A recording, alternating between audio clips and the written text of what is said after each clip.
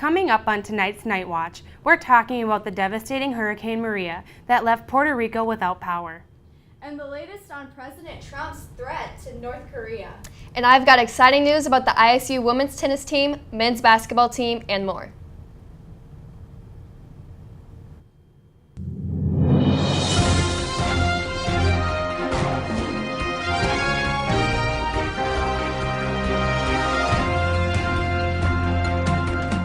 Thanks for watching and have a good rest of your night and week. Stay classy, Cyclones. Good evening, and thank you for tuning into the Newswatch. I'm Gracie Vadhauer. And I'm Holly Slusselman. Thanks for joining us. On Wednesday, September 20th, Hurricane Maria hit the shores of Puerto Rico, just days after Hurricane Irma went through. A construction worker for the city of San Juan, Edwin Schneiderman, stated, quote, Irma gave us a break, but Maria destroyed us, end quote. Maria came to the island on Wednesday with winds of 150 miles per hour, making this a Category 4 storm. The island has not had a hurricane reach the mainland since 1932. Damaging winds and powerful rain went north to the Dominican Republic. The Dominican Republic is now a hurricane warning, along with Turks and Caicos Islands. Puerto Rico will see about 2 feet of rain by Friday morning, along with as much as 35 inches of rain. At least 15 people are pronounced dead from the terrible storm. Hurricane Maria took out nearly 100% of the power on the island, and they are still without electricity today. Homes, businesses, roads, cars, everything has been affected by the hurricane in Puerto Rico. An earthquake shook the country, killing more than 10,000 people in 1985. The epicenter of the earthquake that happened this past Tuesday was about 75 miles southeast of Mexico City. The quake knocked down building after building, including a school where children were trapped inside and were killed. At least 230 people were dead, including 21 school children and 4 school teachers.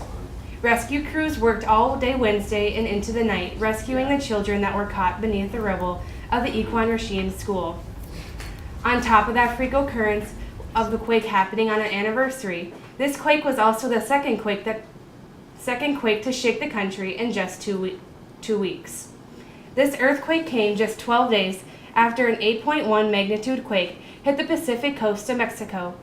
On September 7th, the earthquake hit Oaxaca, where at least 36 people died and at least 1/3 of the buildings and homes collapsed. President Trump and Vice President Pence sends their regards down to Mexico in their time of need. We will be back with more Newswatch after the break. Welcome back to Newswatch. President Donald Trump announced new sanctions on North Korea this morning, just 2 days after the president threatened to, quote, totally destroy, unquote, North Korea if it continues to threaten the United States and its allies. These sanctions are attempting to isolate Pyongyang and punish North Korea for threatening to use nuclear weapons against the United States. These sanctions will also target any individual, company, or financial institutions that finance and facilitate trade with North Korea. Trump also spoke with his Japanese and South Korean counterparts. According to those officials, China's leader, Xi Jinping, has told financial institutions to stop dealing with North Korea. President Trump praised China and its leader for doing so. The Horticulture Research Center at the Iowa State University has been open since 1967 and has been used for students to excel in their studies. The very first classes offered at the center were in 1969 and have been expanded greatly over the years. At the research center, 230 acres are home to a vineyard, an apple orchard, turf grass research, prairie land, bulk and vegetable production, and an irrigated lake that runs through the farm. In 2016, there were 84 separate research studies done at the Horticulture Research Station. After facing a tremendous amount of pressure, Facebook's CEO and founder Mark Zuckerberg announced that the social media platform will now provide congressional investigators with over 3,000 ads. These ads are believed to have been purchased by a Russian troll factory during the 2016 election. Zuckerberg made the announcement earlier today via Facebook Live. He also stated that the social media platform will make political advertising more transparent. Ads will now have to disclose who paid for them and what other ads they are running. Facebook has already handed over the ads to the special counsel investigating the Russian interference in the 2016 election. On Thursday, the northbound ramp from Interstate 35 to eastbound U.S. Highway 30 is expected to remain closed until sometime in November. The Iowa DOT advises motorists to exit the westbound US 30 ramp or exit the 111B and travel west to Dayton Avenue or exit 50. This $16 million project began in early 2016. On average, the interstate holds more than 32,000 vehicles daily, and in the past 10 years, it has had a total of 277 crashes. The Iowa DOT is replacing the current loop ramps and bridge ramps to help with preventing merging crashes, providing a safer commute. The full project is to be expected to be finished in 2018. After the break, we'll be back with your Newswatch Sports Update. Newswatch, I'm Claire Weatherwax. Chicago Cubs pitcher Jake Arrieta is set to make a return at tonight's game against the Brewers. After leaving a game on September 4th due to an injury, he has yet to start. According to ESPN, the injury on his right hamstring was never considered serious. However, the Cubs have been cautious in his return in hopes of him being ready for a successful postseason. The game airs at 7:10 p.m. on FSWI and CSN Chicago. The Cubs' big-time rival, the St. Louis Cardinals, have good news as well. As of Tuesday night, their right-handed pitcher, Adam Wainwright, has been activated from the 10-day disabled list. After being taken out by a right elbow impingement, Wainwright shall make his grand return pitching out of the bullpen. The Associated Press reported that manager Mike Matheny says the Cardinals will put Wainwright in there when it works and see what we've got. We'll all have to see how the two pitchers do when their teams face each other Tuesday at Busch Stadium. The Big 12 Conference announced Monday that Iowa State libero Haley Hilgist earned Big 12 Defensive Player of the Week. Her teammate, middle blocker Avery Rhodes, received Big 12 Freshman of the Week as well. This wasn't Hilgist's first time receiving this honor.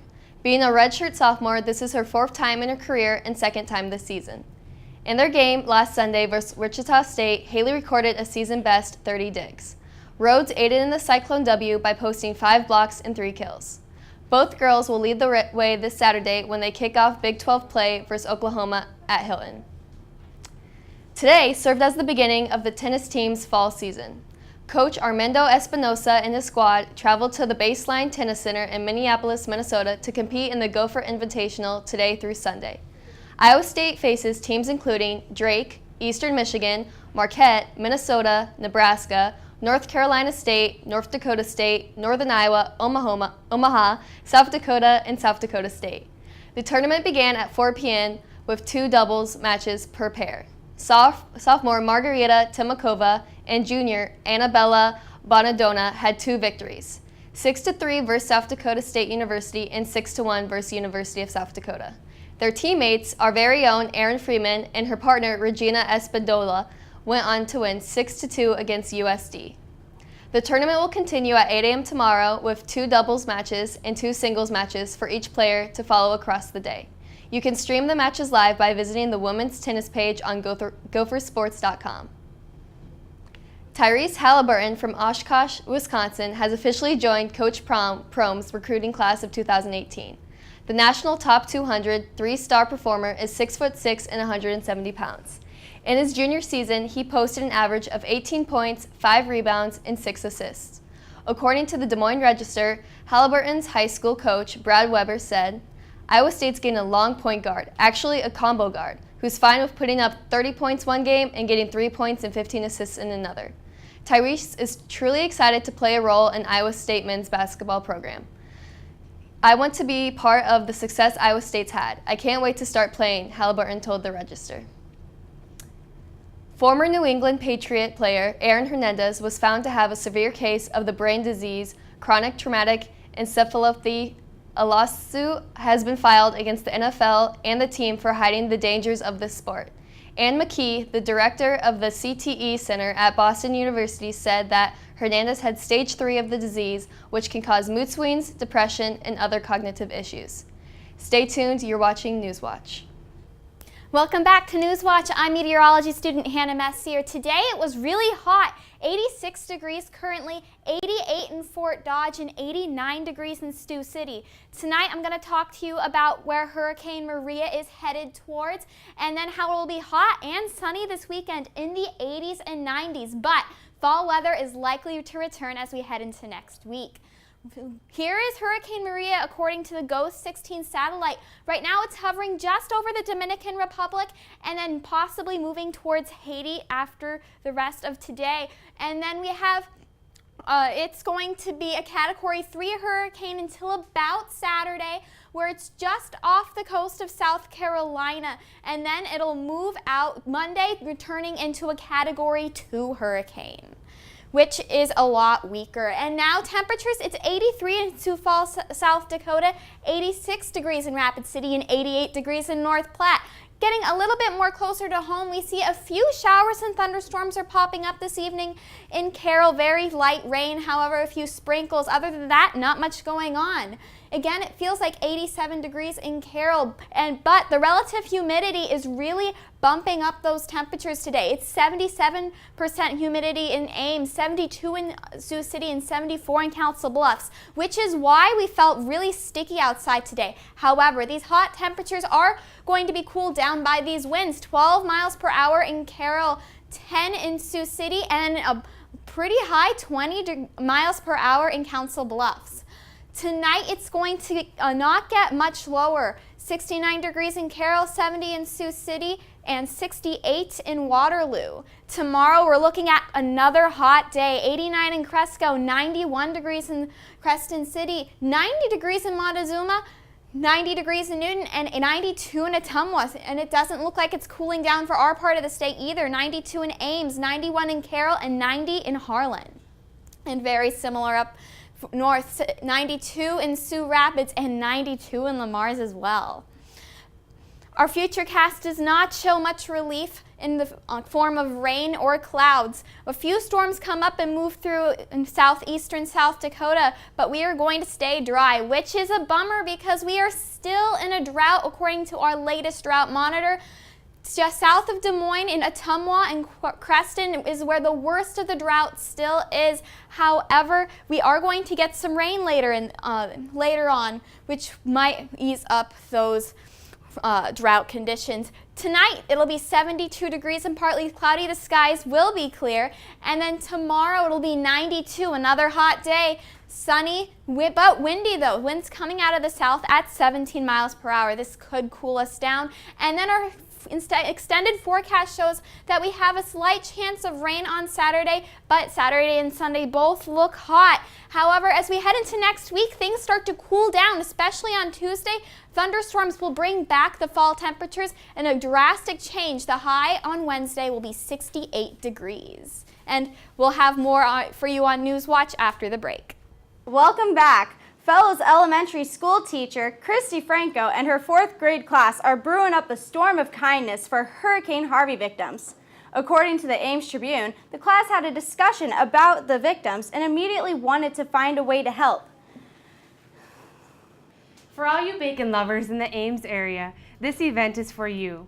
This event is a family-friendly event that brings Iowans and some out-of-staters to the Hanson Learning Center to celebrate their love of bacon. In previous years, the attendees are able to bring snack on to unique bacon recipes. For example, in the past years, vendors have had chocolate-covered bacon, bacon cupcakes, chocolate bourbon cake, jalapeno wrapped bacon, bacon mac and cheese, and many more. If you're interested in attending the Bacon Expo event on October 7th from 11 a.m. to 2 p.m., visit the baconexpo.eg.iastate.edu for more information and for tickets. Alongside her teammates, junior Jess Shaben was gifted a great honor this week. After assisting the Cyclones in a sweep against Wichita State and an upset win against number 8 Creighton, Shaben was gifted ESPNW's National Player of the Week. The outside hitter had a total of 29 kills, 26 digs, and 6 blocks between the two matches. From us here at ISU TV, congratulations, Jess. And that's it for tonight's edition of Newswatch. Thank you for tuning in. Stick around for Ames Tonight and come back next week for more news, weather, and sports. Have a great night, Ames.